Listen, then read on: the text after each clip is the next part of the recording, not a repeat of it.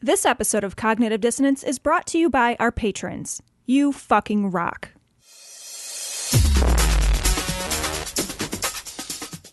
Be advised that this show is not for children, the faint of heart, or the easily offended.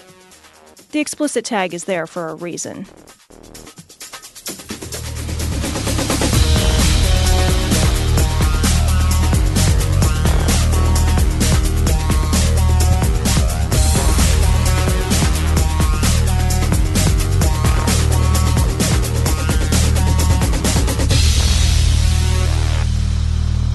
So before Tom introduces the show, I wanted to talk a little bit about what we recorded here. We had a gentleman by the name of Scott Reeder came in.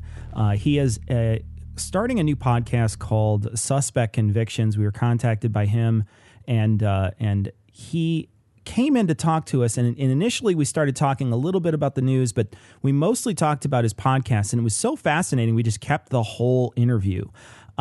Just so you know, this interview, it talks about a murder that he reported on 26 years ago. That's most of what the interview is going to be about. So there's a couple of pretty graphic depictions of what he saw at the crime scene. So if it makes you squeamish, you might want to skip it. It's a little departure from what we normally do, but we thought it was worthwhile, so we're releasing it as a Thursday show. We hope you enjoy it. We'll be back on Monday with another full show. Recording live from Glory Hole Studios in Chicago, this is Cognitive Dissonance. Every episode we blast anyone who gets in our way. We bring critical thinking, skepticism, and irreverence to any topic that makes the news, makes it big, or makes us mad. It's skeptical, it's political, and there is no welcome mat. This is episode 333 of Cognitive Dissonance. In this episode, we are joined by Scott Reeder. Now, Scott, you are a journalist. You've been a journalist for 30 years. You're starting a new program called Suspect Convictions.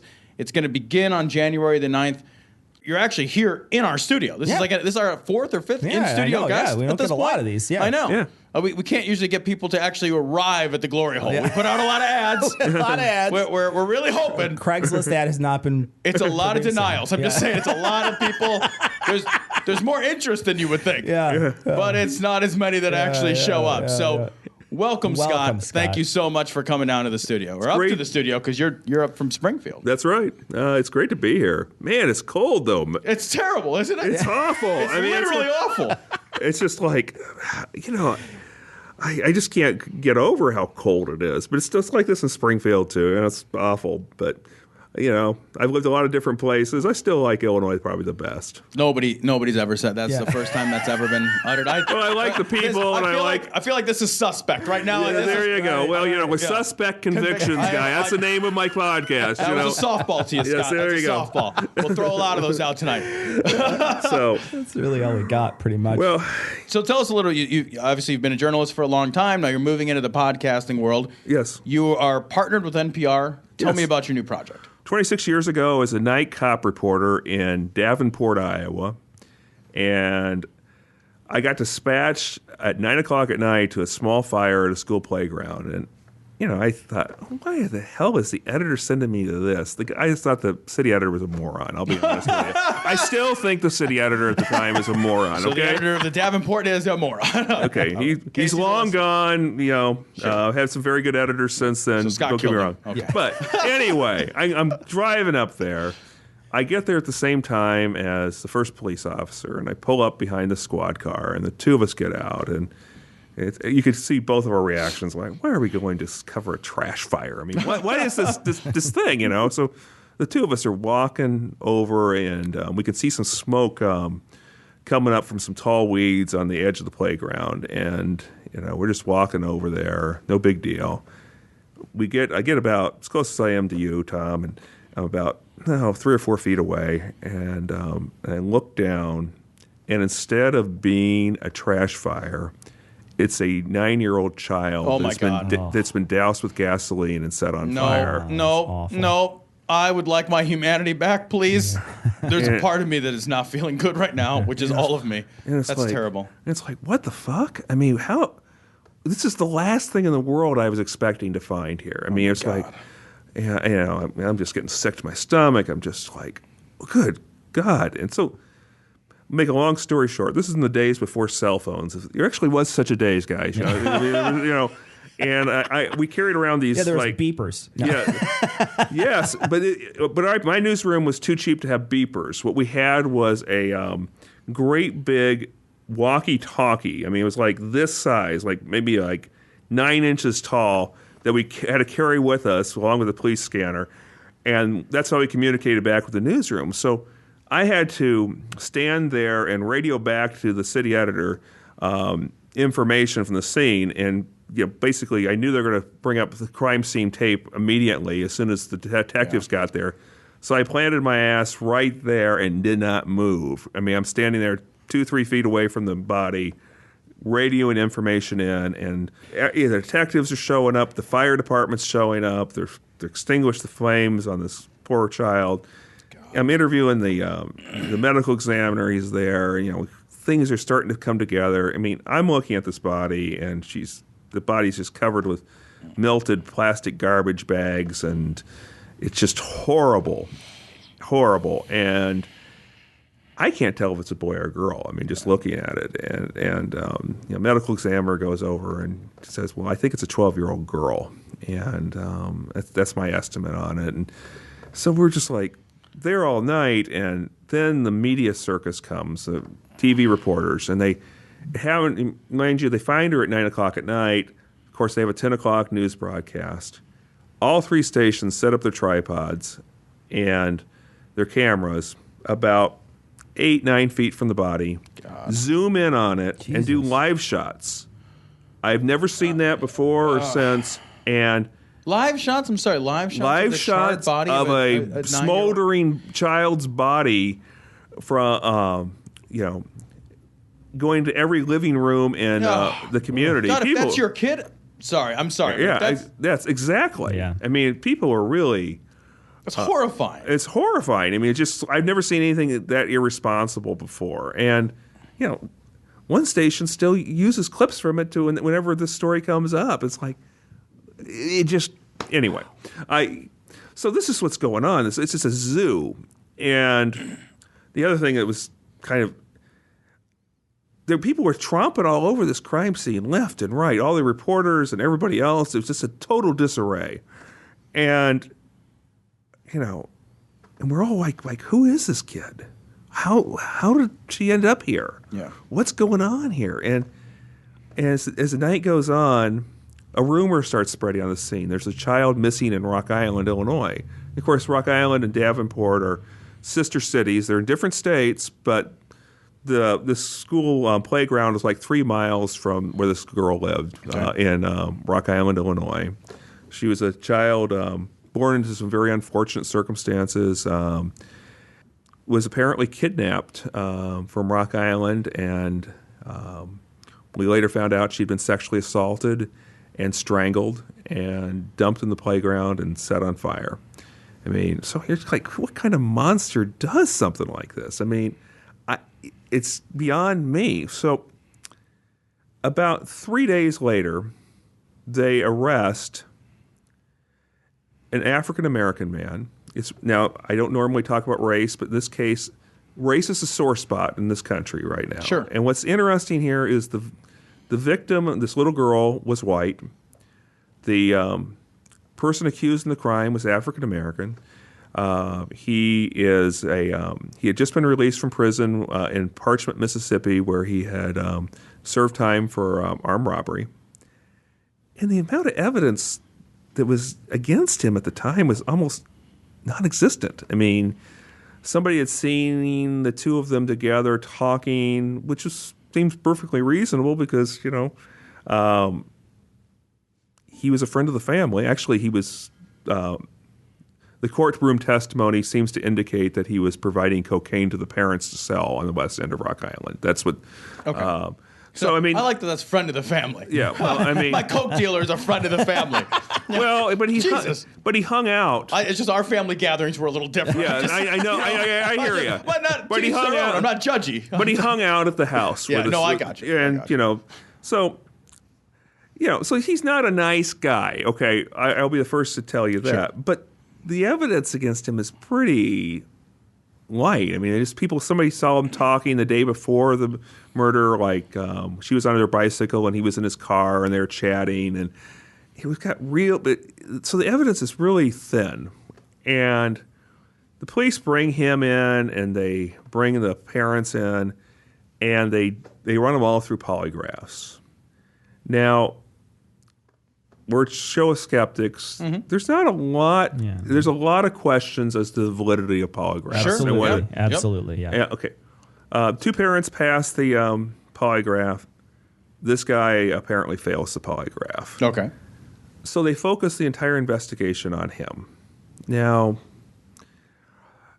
it also, I think, provided reassurance to the prosecutors in the case. Well, this must be the guy that did it. We don't have a lot of evidence at this point. But, he failed the polygraph. And so it became like tunnel vision. And so they start looking, and they decide to charge him. And it's like, okay.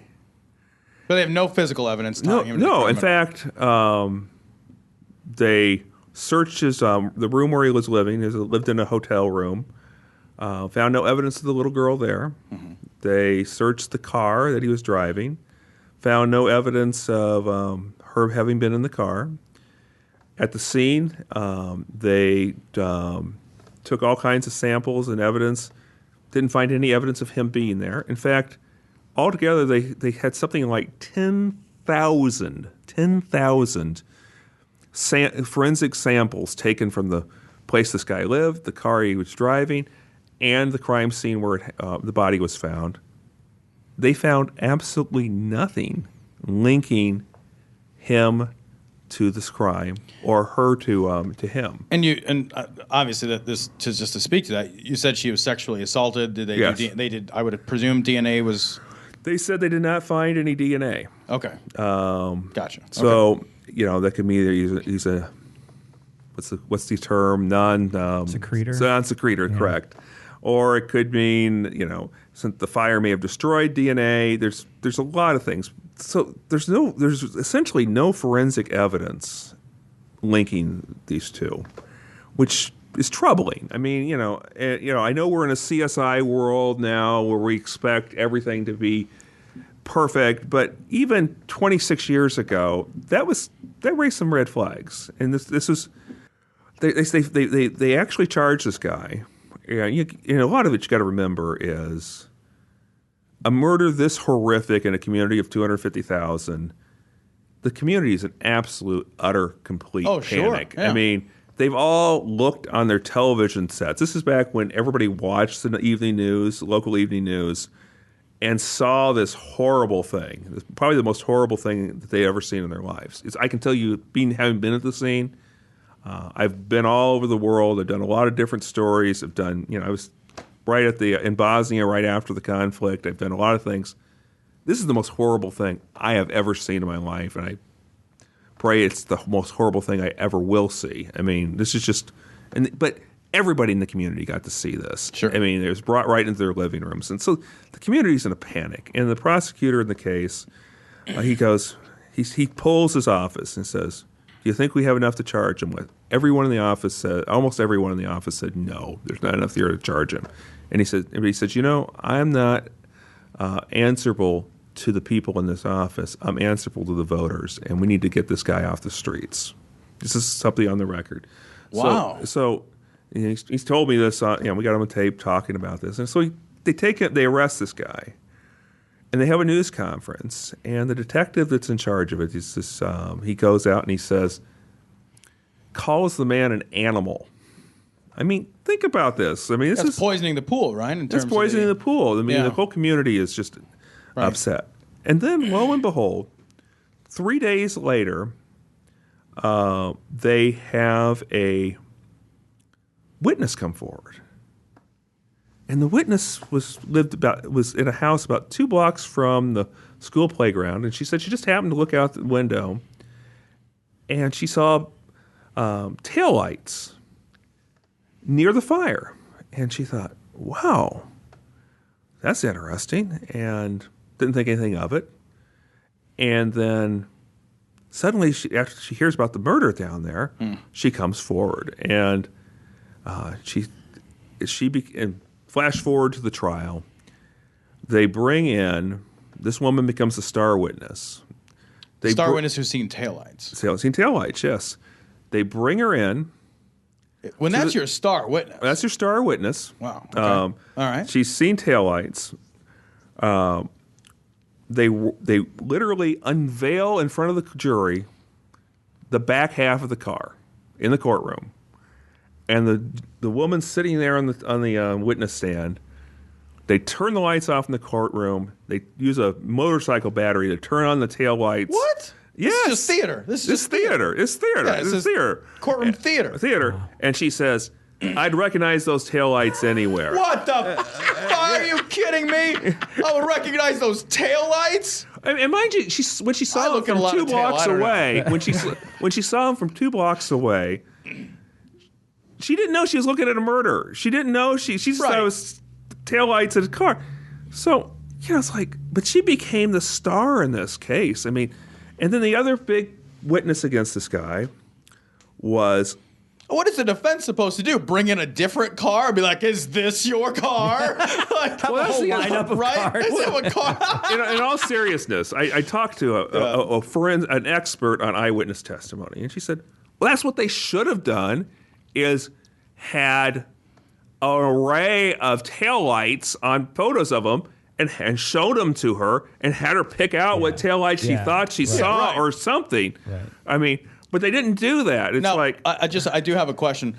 The suspect in question, was he the only one that had ever purchased this particular automobile in all of time and history? In fairness, it's not DNA here, right? Okay. Like I have a Mazda, they sell a lot of those. Okay, in fairness, it was a Peugeot, and it was in the Rust Belt in 1990. Okay. I mean, so, It's almost like DNA. It's almost like DNA. I mean, it's like there weren't a whole lot of Peugeots floating around. It was an AMC Gremlin. It's like, okay, well, fine, fuck me then. I guess that's it. An AMC Gremlin would have been a lot more common in this community than a Peugeot. But still. Okay, yeah, I hear you. So you have a Peugeot. So anyway, so this woman became the star witness. The other big witness in the case was the cellmate in the county jail with this guy. He says he testified. Yeah, he admitted to doing the crime. Okay. Now, flash forward 20 years. What we find out is this star witness had been a undercover police informant. What the what? Okay, all right. And we found that she'd gotten vouchers paid to her. Sure. Over a 5-year period. Outrageous. And they, according to the appellate court briefs, the vouchers had been signed by the same detective that was in charge of this investigation. So she was basically doing undercover drug buys and other things. Yeah.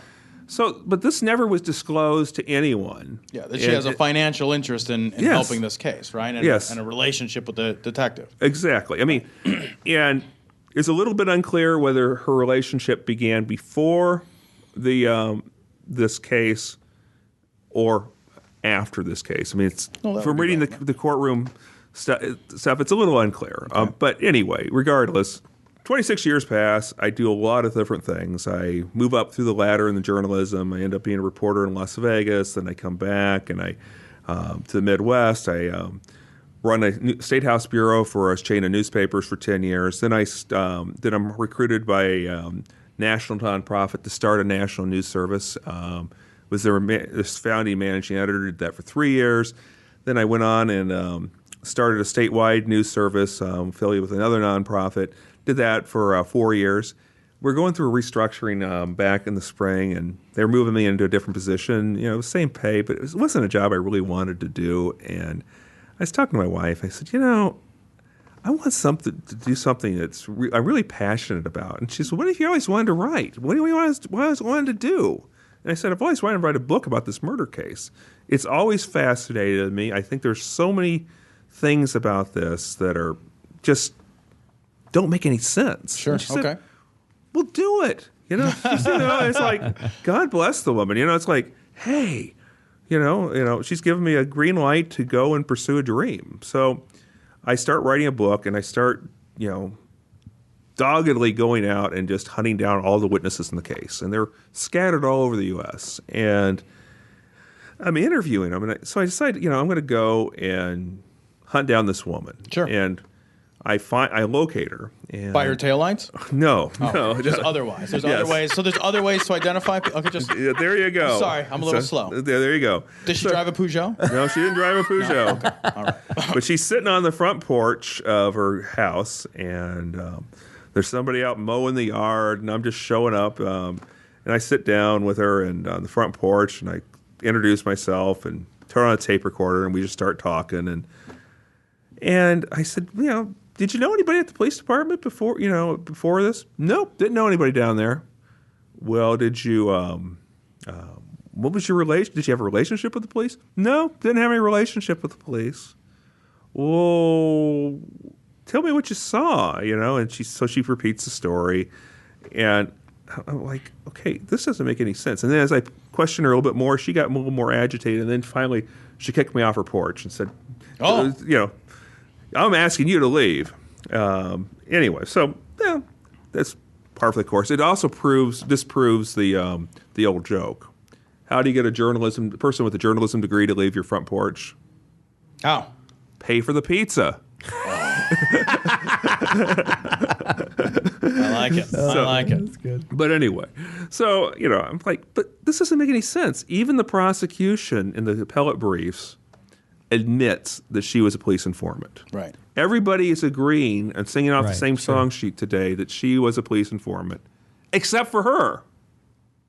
Think about that. Right. It's like she didn't know to get on the page. She's still denying stuff. Exactly. Right, yeah. And we have this guy that's a cellmate, and he's a career criminal. And, That's a hard way to make a living. It is a very hard way to make a living. Insurance sucks. I know. The 401k on that is just it is. There's no matchy Yeah. on that. Yeah. But they do provide free lodging. So he just gotten released from prison in Nebraska, and he spent 27, 30 years in prison. I mean, he's just in and out. He could turn right around. He turned around, and so I managed to trace him to Sioux City, Iowa, and I thinking, okay, I'm just going to drive to Sioux City, which is a fairly good sized city, and see if I can find him, and so I drive out there, and I have an address for his brother. Knock on the door, and his brother comes to the door, and I said, "Hey, I'm looking for Frank Rising, and I'm just wondering if you could tell me where I could find him." We don't know anybody named Frank Rising. And I'm looking in. It's his wife at the door, and I'm looking in at the couch, and I said, "Sorry, I looked on Facebook. You look just like him. You're his brother. You're his brother." And I said, I explained it's really important and what I'm working on. And he invites me in and said, "Yeah, I'm his brother." And we get to talking. And I like that. You can't bullshit me. I've got Facebook. yeah, exactly. Who are you crapping? So I talk him into calling his brother. His brother's on a construction site. He just gotten out. And he hands me the phone, and I'm talking to him. "No, I don't want to talk to you." And I go, and we're going back and forth. And I said, "I've driven 8 hours to Sioux City, Iowa. Come on, guy. At least give me 15 minutes. And he goes, No, I don't want to talk to you." And we're going back and forth. And finally I said to him, "Okay, guy, I've driven 8 hours out here. My wife is going to frickin' kill me if I don't come back with an interview. She's going to be mad at me for driving 8 hours out here and 8 hours back and not having anything and taking that time away from the family. Can't you at least give me a break? I don't want to have to put up with that for my wife." And he goes, "Okay, yeah, come on." I love that you appealed to his better nature. Yes. And he's a career criminal. He's just like, well, look, man, we've all been in it with our wives. Am I right, guys? Yes. Nobody wants to be in the doghouse. So Spend a lot of time in the big house. So I go out. He's this guy to the construction site, and it's like, at this point, it's like 8 o'clock at 8:30 at night, and he's troweling concrete, and he sees me, and so we go over into the parking lot, and we do the interview. and we're talking back and forth, and he's an interesting guy. I mean, he's tough looking. I mean, you could tell he's done really hard time, and he's talking about his time in Fort Madison. The first time I stabbed a guy. And I'm thinking, first time you stabbed a guy in prison? Your first time. You give a little kiss, like, was it special for you? Like, okay. So we're talking about it, and he's like, okay. Well, tell me how on earth you came to testify for this against him. And he goes, well, I figured that they were trying to force something because they took me out of my cell and they put me in the cell with this guy. And it's like, why are they putting me in the cell with this guy? And the other thing that's an undercurrent here is this Rising is white, the defendant's black. They both have done hard time in really tough prisons. Sure. I mean, Parchment, where the defendant Stanley Liggins was at, is what they based Cool Hand Luke on. That movie, I don't know, came back in the 70s, and it's a tough place. And Rising had done time at Fort Madison, which is a really rough prison too. So they're in the cell, and he goes, we wouldn't speak to each other. I'm like, I don't know how that works. You're in a tiny little cell, and you sit next to each other for weeks on end, and you don't talk to each other. But apparently they did. And he said they were watching TV one day, and the news comes on, and it's this case. And he goes, hey, that's you. And supposedly the defendant, Stanley Liggins, says, yeah, well, they'll never get me for it. Now, if he didn't say that, I think you can interpret that a lot of different ways. Yeah, for sure. Wait, that's supposed to be the big confession? That's the big confession. That's the big confession. Well, I mean, that combined with the taillights. Okay. It's very compelling. Okay. Now, he says, according to Rising, that the sheriff's department had a bug in the cell. And when they heard that, they brought him out, and they said, if you don't testify against this guy, we're going to charge you as an accessory to murder. Oh, shit. And he's saying, and then they showed him the horrible pictures from the scene. And he says, this is the grossest thing I've ever seen. And they convinced him that this is the guy who did it, and we need his testimony. And this is according to him. This is me talking to him. And he goes, and he said, I'm just, I felt like I had to testify because they were going to charge me as an accessory after the fact, saying charge me with murder. And of course, I've talked to defense attorneys since then. They said, absolute nonsense. They couldn't have done that. But one thing I'd never made much sense to me is the U.S. Supreme Court said police officers can lie in interrogations.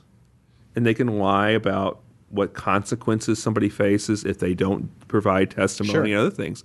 So, this is not a particularly well-educated person. And he's like, gosh, what's going to happen? Right. Oh, yeah, scared the shit out of him, I'm sure. I mean, he felt over a barrel, okay. Right? So I'm talking to him. If what he's saying is true. If what he's saying is true, and take everything with a grain of salt because, these are career criminals we're talking about. And so I said, well, you testified in the trial that you hadn't been offered anything in exchange for your testimony. He goes, yeah, that's true. And I said, well, I noticed that you got sent instead of to Rockwell City for a prison rather than to Fort Madison or Anamosa, which are like Shawshank Redemption prisons, really like hell on earth sort of places. No good. You got to get the Rita Hayworth poster. It's not. Yeah, there you go. Yeah. He ended with Raquel Welch, which was a much better poster, by the way. Agreed.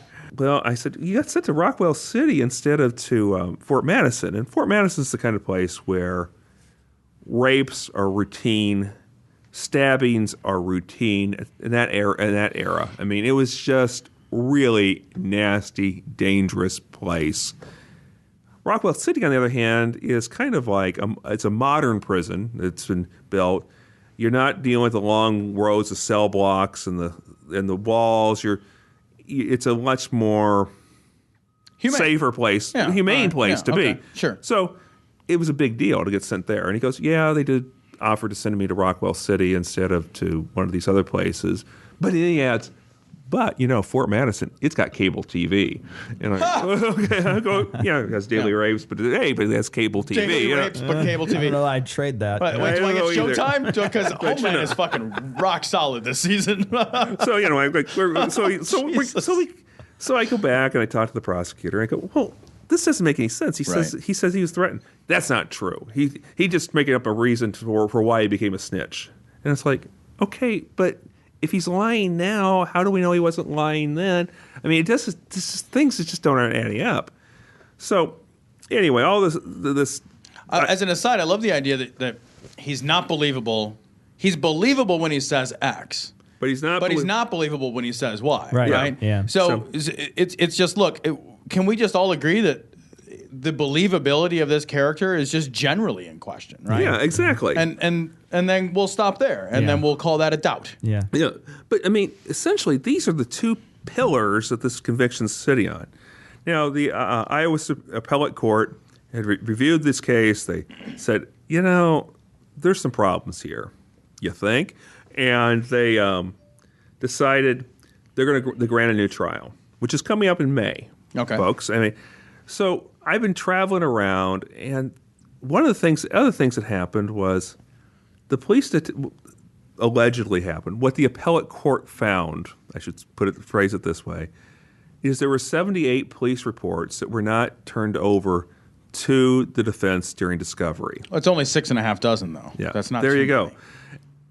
And they apparently contained exculpatory evidence. That's a fancy lawyer way for saying they had evidence pointing to somebody else doing it. And in there was a report that said, and I stress, this is not verified. This is just something in a police report that's been cited in an appellate court brief. It doesn't mean it's true, but somebody had come forward and said this guy was a cocaine customer of the stepfather in the case, and the person said that she didn't have enough money to buy cocaine that week, so she went to her drug dealer and said, "Hey, can I give you my video camera?" Now, this is 1990 when video cameras were really valuable. Sure. And said, "Can I use it as collateral?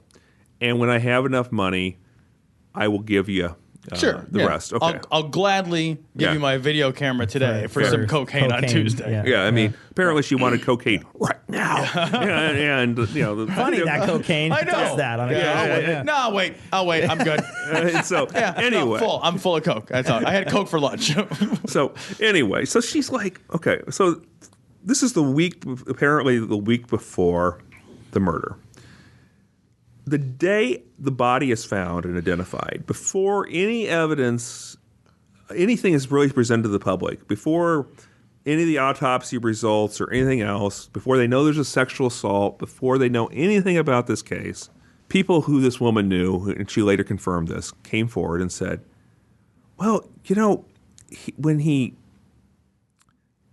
I offered him the camera, he said, I could use that to shoot porn flicks with my stepdaughter. Oh. This is what's according to... Jesus. Who just says that? I don't know.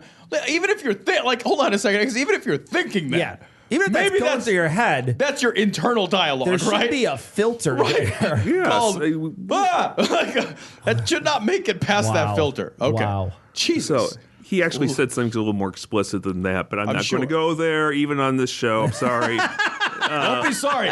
I don't need to hear that. Allegedly phrase. said. I should add. But this is something that is according to the appellate court briefs. I mean, this was one of the police reports that was withheld. I'm talking to the prosecutor, the handler of the case, and he goes, "That guy's a bullshitter. He just likes to tell stories. He's harmless." And it's like, who tells a story like that about their kid? Monsters do that. That's who does that. Yeah. I mean, so like, God. So in the years since, this guy has disappeared, the stepfather, and I hired a private investigator, which I've never done before in my 30 years in the business, to see if we could find him.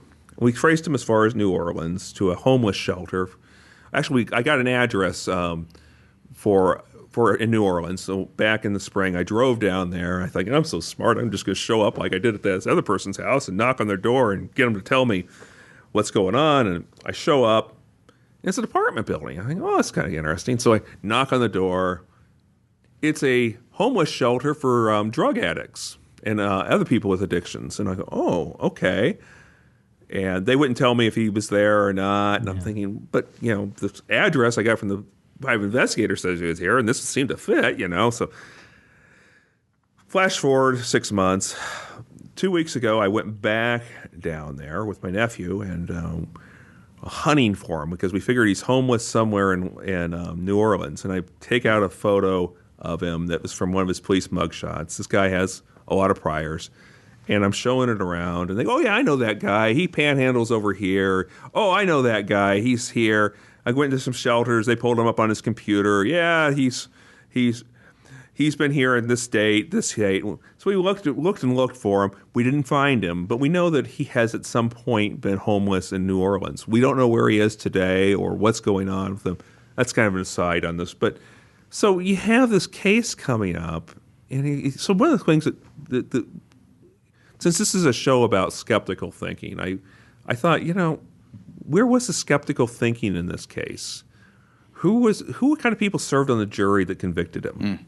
So I started calling jurors, which is always a lot of fun. People who sat on the jury. I would imagine there would be a lot of animosity there. As an aside, if I were a juror and I sent someone to prison for their life, and you came to me and said, here's some details, or talk to me about the case, or what have you. And I felt like, because you want that to be the right decision, right? You've got a vested emotional interest in having made the right decision. And I would imagine that there's a lot of confirmation bias that would go into that to prove to yourself that you just didn't send a man to prison against, that was wrongful. Actually, you would think it would be like that, guy. But my situation. My experience with interviewing jurors in big cases like this is exactly the opposite. Really? This is one of the highlights of their lives. You take very ordinary people who maybe spend their day working on an assembly line in a factory or working behind a counter in a grocery store, and suddenly they get to make a life or death decision. A lot of people, this is... No, I know, but I'm just like... There's a lot of people that this is a big deal. This is a highlight of their life. They're important. They're making a momentous decision on somebody's life. Oh, my God. I mean, this is a big deal. And they remember the details of the case because it's such a big deal. So there's this one juror, I never could figure out how he got on the jury. I'll be honest with you. He was... Did he know a guy? No. Well, he drives the show. Now, mind you, this is the early 90s. He was a white South African who had immigrated to Iowa because he wanted to get away from Nelson Mandela. Now, I don't claim to be F. Lee Bailey, but if I'm picking somebody to be on this jury, I would. And you got a black man, and you're defending a black man who's accused of killing a white girl in a very overwhelmingly white community. Yeah, take him from a country with systemic racism. That works. And so he's kind of raised some issues, but hey, you can't always be right. So I thought I'd talk to this guy and see, what his thoughts were, So I love America. These hoods I get to wear over my head. Yeah. So I'm talking to this guy, and he's got this thick South African accent, and we're chatting, and he's talking about the trial and how much he remembers it. And I'm thinking, oh, this is kind of cool, because like I said, it's a highlight of a lot of folks' lives. I mean, really, one of the highlights is remembering being an important person, making an important decision. This is a big deal.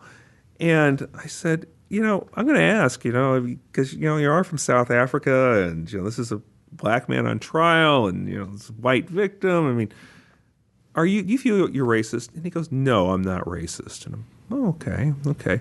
He said, I think black folks have really had a bad deal. And then he explains, and this is a paraphrase, but I think it's pretty close. You see, we all originated from Africa. And people who immigrated to Europe, their skin became lighter, and their brains became bigger. Yeah, but I'm not racist at all. And then he starts... I'm not racist at all. I'm just saying that my brain... Jesus. And then I said, well... And I was like, okay, how do you respond to this? Okay. So he's explaining this to me, and I'm going, okay. And I go, well, were you skeptical of... Would it change your idea on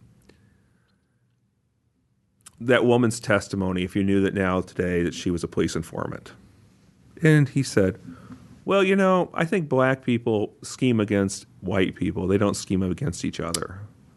But I am not racist at all. That's just not. Yeah, right. That's a paraphrase. Yeah, sure. So I'm sure it was a lot more subtle. Yes, and I just don't have the testimony right in front of me. I'm reading it, but this is like, okay. So I'm like, okay. So then I thought, well, I should talk to some other jurors. You have these jurors, and they're the finders of fact. They're the ones that are supposed to be the bullshit detectors in that courtroom. Seeing if the witness is looking over to the lawyer for a tip, how to testify, or looking at how are people responding, all these things. So I'm thinking, maybe it's lost on this whole issue of the informant would make a difference to other jurors. So I call up this one juror, and we're talking, nice guy, salt of the earth. And, he was the holdout juror. There was actually 2 trials originally. First trial, I won't go into all that, but there were 2 trials. This guy's in the next trial, and he goes, he was kind of a holdout juror. He was one of the last to vote for guilty. And he goes, I said, would it have changed your view on things if you knew that this woman had been a police informant? He goes, oh, no, it would mean to me that she's more reliable because that means that she had a relationship with the police and they know she always told the truth. Well, okay. That's a weird thing to come to. Yeah, but I mean, it's we are brought up in a society where we're taught from K through 12 not to question authority. Yeah. I mean, it's unfortunate, but we have a system that breeds conformity. And critical thinking is not something that's really valued a lot. So we have this, so we're talking to jurors, and I'm like, is anybody thinking about this, like, in a critical sense? Like, and so, we have this. I mean, there's just a lot of things that have come up as we've dug into this that just don't add up. So anyway, I'm doing all this investigating for the book, and I'll be really honest with you. I've never really been a podcast person. I mean, I occasionally will listen to them here and there, but not a big deal. And I heard about this podcast called Serial, and my wife and I were on a road trip, and I said, well, let's just listen to this. I mean, I think it'd be a kind of interesting case to hear. So we listened to it, and it's the Anand story, and with the Baltimore guy who's serving time for murder of his girlfriend, and there's questions about his guilt, and we're listening to it, and I said to my wife, my murder is so much more interesting than and we get to talking, and I go, I'm writing a book on it, but I bet I could do a podcast. I don't have the technical expertise. Neither do I. It didn't stop me. Yeah. So but so like as soon as we get back from our road trip, I call a friend of mine who's at an NPR station, and I say, hey, I got this case, and I think it's so interesting, and I'd like to meet with your general manager and talk about it and see if there's some interest here, and so I tell him about it and make an appointment. I get up there, and it's like, this is fabulous. And before I had hardly said a thing, and he goes, I'm going to give you a producer to work with you for 4 months. Oh wow, that's and great. And we'll do this together. So, so I'm obviously a very experienced reporter who knows very little about broadcasting, and she's a very young, very talented producer who knows an awful lot about production. And I started hauling all my files up and all these like 50, 60 interviews I have on tape. I call it tape. It's really audio. What do you call it? Whatever we call recordings now. I don't know. Just go with recording. I bring all these recordings and we start going through them, and the transcripts we have of them, and we start putting things together and listening. I'll be honest with you, it's frickin' awesome, the stuff we have. We have people sharing things that you never thought they'd share. We have, and I know you think you've heard all this, the highlights of the story. There's a lot of really twists and turns in here that I've just glossed over. But we're finding out stuff in this. It just blows your mind. So we're launching with 5 episodes January 9th. And we're really excited about it. I think the production quality is excellent. I think, I guess I'll go out on a limb and say I think the reporting on this is really thorough, too. I mean, we're asking a lot of questions that nobody has really asked in this case before. And we're getting to the heart of things. So we're excited about that. Suspectconvictions.com. And so it's coming together really well. And it's a story, I think, that's very compelling. But the thing that, from a storytelling point of view, that's really cool about this, unlike, Serial, which is a really compelling story as well. Sure. We have an event on the horizon here. He's coming up on trial in May. Yeah. We're going to know how this story is going to end. Yeah, so in you May. can follow it right up to the point. Yeah, so that's people can start, when January rolls around, they can listen to, And the other thing that makes this story a little bit distinct, too, is we didn't just focus on the accused. We looked at the life of this little girl. Because I think that was one of the things that gives me pause on the Serial series and some others, is it focused exclusively on the accused, but didn't really tell much about the victim. Hey, we don't know much about her other than she was a Korean American and from a very conservative home. But we really don't know what did she like to do. What was she do for fun? Who was she? Who was she? Yeah, right. So we have a whole episode just set aside to looking at the life of this 9-year-old girl. So how many episodes do you think this show is gonna have? You have 5 that drop in January, and then do you have a run for this, or are you just gonna kind of take it through? We have 5 dropping in January. February, I think we're gonna have an episode looking specifically at race and race relations and how it plays into this case, then we're gonna look. Then we have the preliminary motions being taken for 4 days in February, and we're going to look at the legal strategies that are going to be going.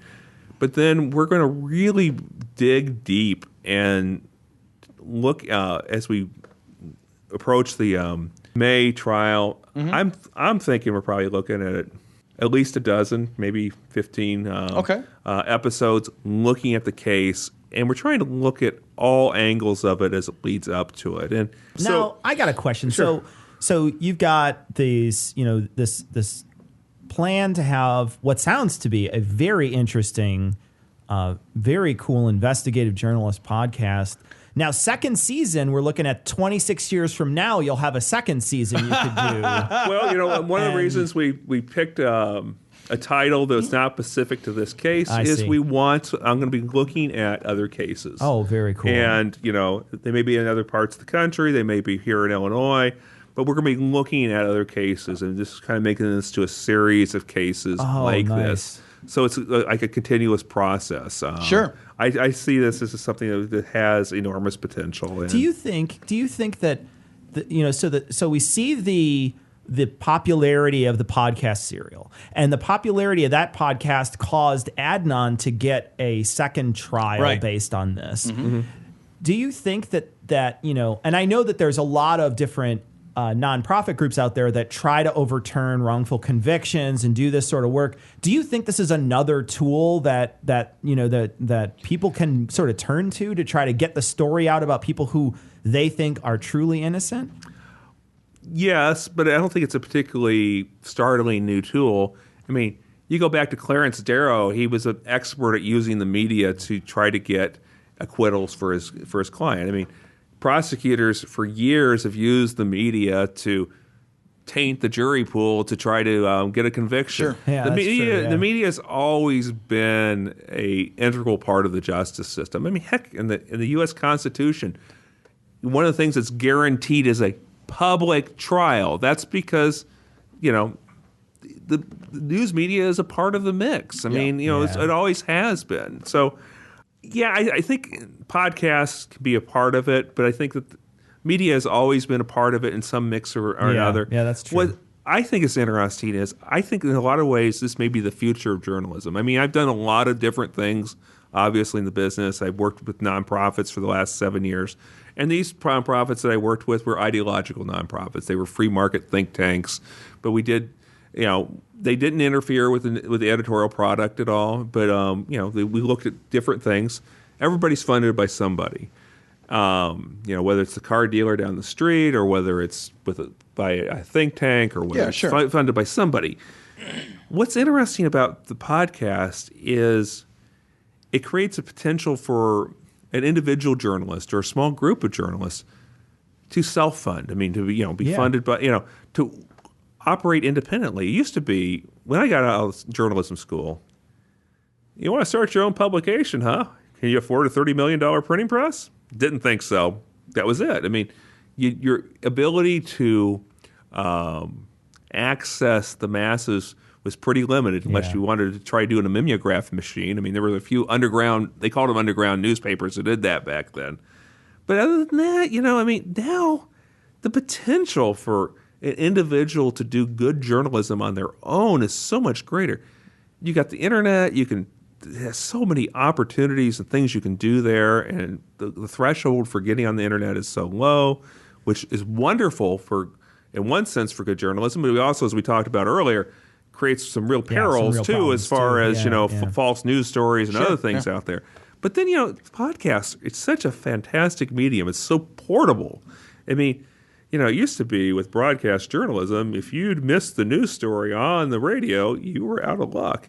Now you can carry it around with you in your pocket and listen to it whenever you want to. Yeah. I mean, that is so compelling. And so a lot of things about podcasts, about internet journalism in general, is just exciting. I mean, it's got the potential to just absolutely revolutionize how news is conveyed to people. And it also gives a greater opportunity for experimentation about how we do things. I mean,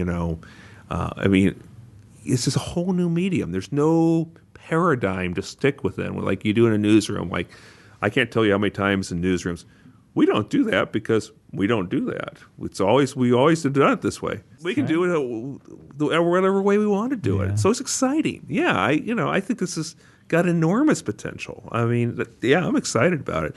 So if people were going to find this podcast, this is your chance. Where would they look? Well, our website is suspectconvictions.com. Of course, it'll be available on iTunes. It'll be available on other places where you can get a download podcast. We're very excited about it. Again, it's Suspect Convictions. Thanks so much for joining us, Scott. This was a lot of fun. This was interesting. Okay. Yeah. Thank you. I appreciate you guys having me.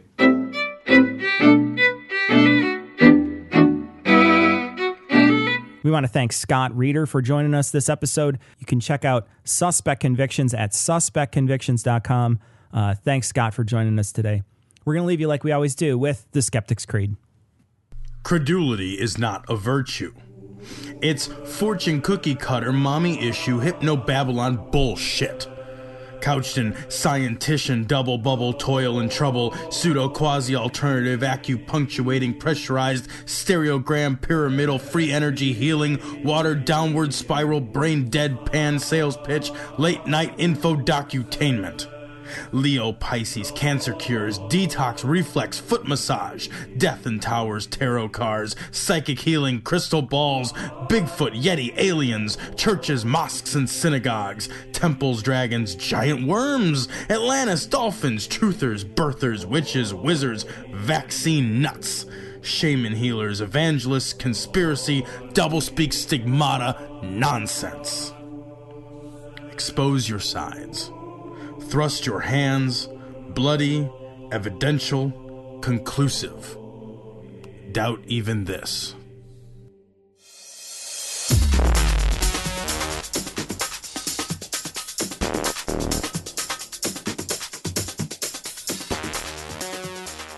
The opinions and information provided on this podcast are intended for entertainment purposes only. All opinions are solely that of Glory Hole Studios, LLC. Cognitive Dissonance makes no representations as to accuracy, completeness, currentness, suitability, or validity of any information and will not be liable for any errors, damages, or butthurt arising from consumption. All information is provided on an as-is basis. No refunds. Produced in association with the local Dairy Council and viewers like you.